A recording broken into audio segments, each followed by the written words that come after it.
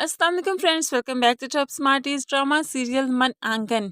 इस मन आंगन में तो सकलैन हाथ धोकर सबके पीछे पड़ा हुआ है। चाहता है कि सिर्फ उसकी मानी जाए, कोई अपनी मर्जी तो करे ही ना। अब ये सास जो बहुत ही ज्यादा भोली भाली और अपने दामाद पर जान छिड़कने वाली, जो कहता है मान ही जाती है। आज एक रिश्ता जब बताया तो महानूर के पास आ जाती है कि ये रिश्ता है और इससे तुम्हारी शादी करनी है। महानूर को फौरन क्लिक किया कि माँ तो बाहर निकलती नहीं, तो जरूर सकलैन ने ये रिश्ता दिखाया होगा।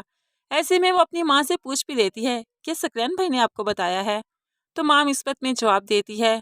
ऐसे में महानूर को बहुत चिढ़ चढ़ जाती है कि सकलैन भाई के भेजे हुए रिश्ते पर मैं हाँ नहीं करूँगी, क्योंकि आशिर ने सकलैन की वजह से ही तो यहाँ पर महानूर को तलाक दी थी।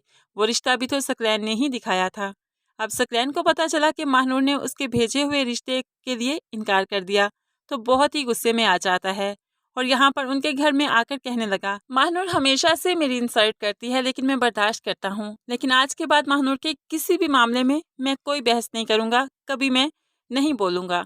लेकिन एक बात ज़रूर कहना चाहूँगा, मुझे लगता था फराज महानूर के पीछे है, लेकिन यहाँ पर तो महानूर ही इंटरेस्टेड है फराज में।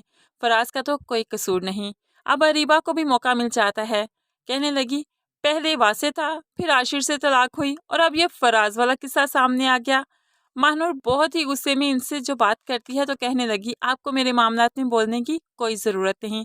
ये सब कुछ कहकर महानूर अब बहुत परेशान भी हो जाती है कि अपने ही जब उस पर यकीन नहीं करते तो दुनिया वालों को क्या समझाएगी। घर में भी महानूर बहुत बदनाम हो चुकी है और ऑफिस में भी। यहाँ पर फराज जब आकर महानूर से कोई भी बात करता है तो अब सारे ऑफिस वाले नोट करते हैं और बहुत बातें बनाते हैं।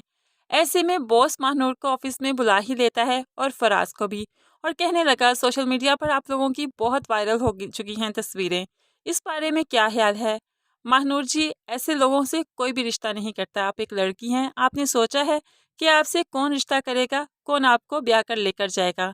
महानूर बहुत ही ज़्यादा परेशान हो जाती है, आंखें भी नम हैं कि आखिर आप इन मर्दों के दरमियान में बैठकर क्या जवाब दूं। घर में सकलैन को और अरीबा को तो जवाब दे देती हूँ, लेकिन अब ये दुनिया वालों के सामने क्या बोलूं। तभी फराज इसकी हिचकिचाहट को खूब समझ लेता है कि ये जवाब नहीं दे पाएगी। फराज आगे बढ़कर इसकी ढारस बनता है और कहने लगा, मैं महानूर मैम से शादी करूंगा, मैं इनका सहारा बनूंगा, मैं इनका हाथ थामूंगा। अब सभी जो उसकी तरफ हैरत से देखने लगी है, तो महानूर भी नम आंखों से उसकी तरफ देखने ही लगती है, क्योंकि महानूर के पास भी इस टाइम पूरी दुनिया में रुसवा होने के बाद फराज के अलावा कोई और सहारा नहीं, कोई और रिश्ता नहीं आ सकता। इसलिए तो फराज के और महानूर की शादी हो ही जाएगी। फराज हिचकिचाते हुए घर आकर अपनी माँ से भी कहेगा कि कैसे उसने महानूर के लिए हाँ कही। महानूर बहुत ही ज़्यादा मुश्किल में थी और इस वक्त मैं उसे सहारा ना देता तो उसके पास कोई और नहीं था। माँ को अपने बेटे की इस बात पर, इस सोच पर बहुत फख्र है और वो कहने लगी, मैं बहुत बेचैन हूँ कि कब महानूर मेरे घर आएगी, मैं बहुत जल्द उसको ब्याह कर लाना चाहती हूँ। माँ की खुशी देखकर तो फराज और भी खुश हो जाता है। फ्रेंड्स, आपको क्या लगता है कि यहाँ पर सकलैन ये शादी बहुत आराम से होने देगा कि अभी भी कोई रोड़े अटकाएगा।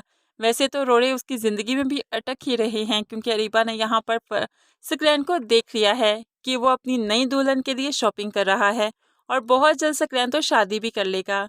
लेकिन आखिरकार अरीबा सिर्फ जो सकलैन का हर वक्त साथ देती है, महानूर की कभी बात ही नहीं सुनी, तो वो स्वाय पछतावे के और कुछ नहीं कर पाएगी।